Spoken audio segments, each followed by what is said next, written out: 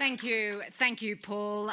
As always, it's an education listening to one of our clearly best ever Prime Ministers, not just entertainment. You always learn something.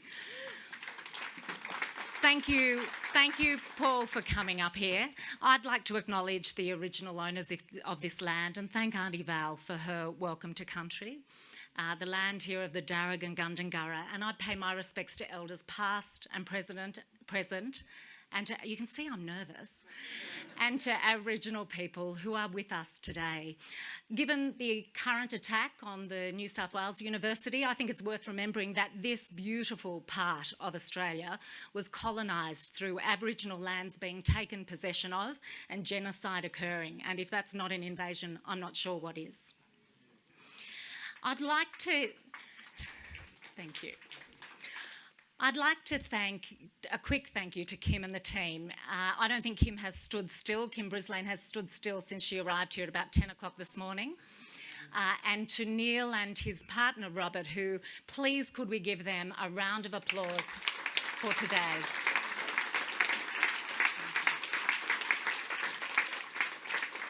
Having listened to Paul, you can see why I'm proud to be Labor. I don't think Paul and Neil realise it, but they are a big part of the reason why I feel pride to be a Labor candidate. In this part of the electorate, it might not seem like a big ask to be Labor because, after all, in 2013, we got nearly 70% of the vote here. But in places like Cat-Eye and Pitt Town and Oakville, we're lucky to get 20%. And when I first nominated as a candidate in 2009, in many parts of Macquarie, not only were people not proud to say they voted Labor, they were scared to say they voted Labor. But I learned two things from watching Paul Keating as a young journalist: the power of the argument and chutzpah. Chutzpah, I think, is probably what defines his Prime Ministership even more than vision. Let me take you back to the 80s. On the 27th of May, 1986, that's nearly 30 years ago, I was a magazine cover girl. Alongside me was a treasurer who admittedly dominated the page, but I'm there. Huge 80s glasses, padded shoulders visible in the photo, with a radio microphone in my hand. The headlines were in yellow, and they talked about the Banana Summit Brawl. It was, of course, not the Women's Weekly. It was the Bulletin. And that week, Paul Keating had warned that if Australia didn't get manufacturing going again, if we didn't keep wage growth moderate and have sensible economic policy, we would end up being a banana republic. He'd made those comments to John Laws on my radio station, 2UE. Paul didn't know it, but for 3 years, from 1985, my life, like the life of every reporter in the Canberra Press Gallery, pretty much revolved around him, the Cabinet and the Ministry. I was the youngest permanently appointed journalist to the gallery at the time, at 21. The junior of my bureau, I got to get up early and hang around the steps of Parliament House, it was the old Parliament House, and wait for senior government figures to give us a grab as they came into work, that we could then run on air. Sometimes they'd say something, sometimes they wouldn't. We'd know that Keating, as he was known, had something pithy to say by the way he'd get out of the car, taking his time, then striding confidently towards us with a twinkle in his eye and possibly a smile. That's really where my economic education began. And in fact, where the economic education of many Australians began and has clearly continued today. Whether it was the J-curve, tariffs or fringe benefits, CPI, parity and current account deficits, these were things that I had little idea about, but I had to report in 4 sentences to my commercial radio audience within the hour. And while over time I recognised I was understanding a fraction more about economics, thanks to Paul, I didn't realise I was learning a much bigger political lesson. And that is that you can't expect people to get your idea or follow you. You have to open their minds and lead them. And I'm not sure that we've had anyone who has done that better than Paul Keating. But I know it's what we must do to win and hold government. Neil Blewett Now, again, Neil has been so generous in making today possible, so I'm forced to say thank you again to Neil and Robert. Their graciousness and generosity knows no bounds.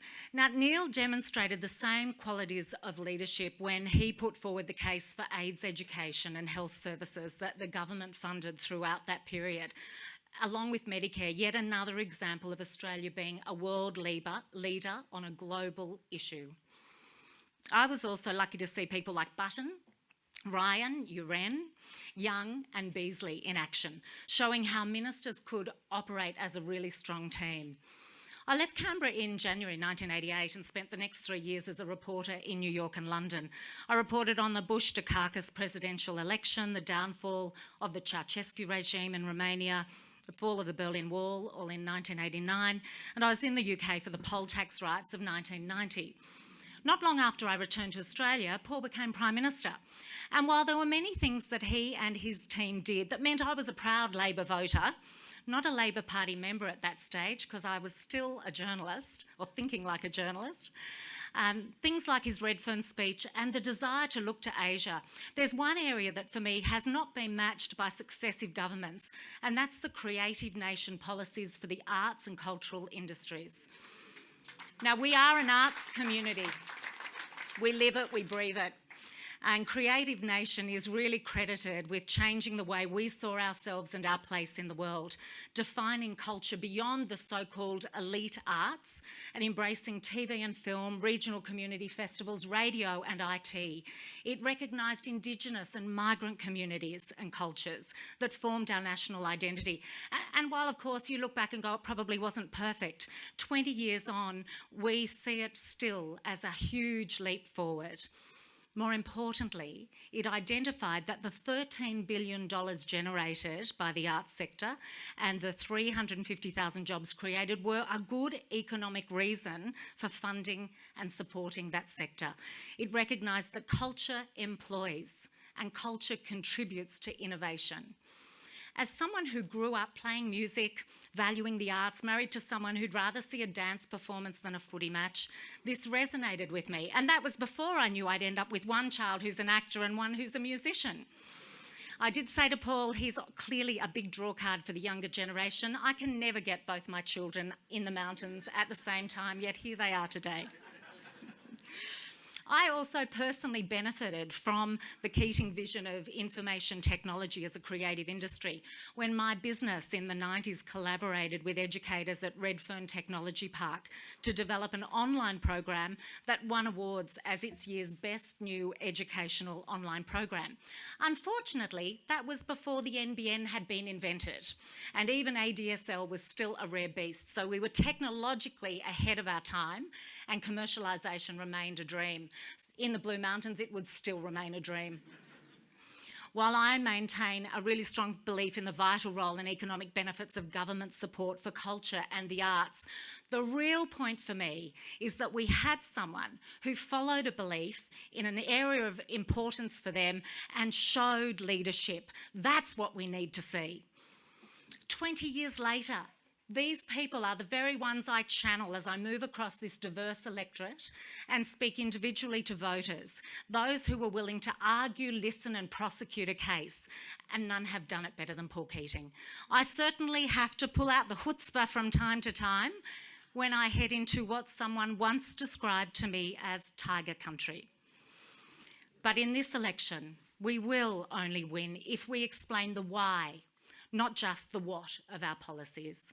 I see that it's my job when I stand on someone's doorstep in South Windsor or Mount Riverview to convince them that not only is Labor's Gonski school funding formula already making a difference, but that we need the full Gonski. And God forbid what happens to fairness if the Liberals shift education funding to the states. It's my job to convince them that Labor's NBN taking fibre through every front door is the only way to take us into the future. And it's my job to convince them that Labor's Medicare matters to every single one of us. These conversations need to happen at every door in Macquarie, and many of you here are already helping me have those conversations. And that's why I have stayed focused for the last 6 years on the task of building trust in this community. Didn't think I was going to get emotional about it, but looking at all these faces, I worked hard to build links within the community, across the electorate, and to build Labor's reputation. You know that I don't give up. You know I don't let things like losing 2 elections and a house burning down stand in my way. You know that I have the stamina, the drive and the determination to see this long winter campaign through. And let's imagine what will happen if we let the Liberals win another term.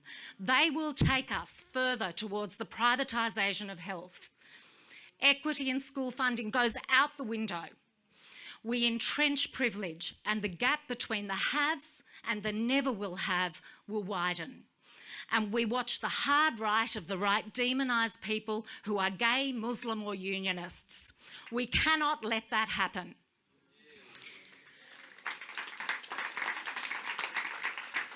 We lose the chance for people to change their future, and that's the vision we have to hang on to, because the Libs simply want the status quo to remain, and that is what's at stake. And that's why, with your help, we must win Macquarie.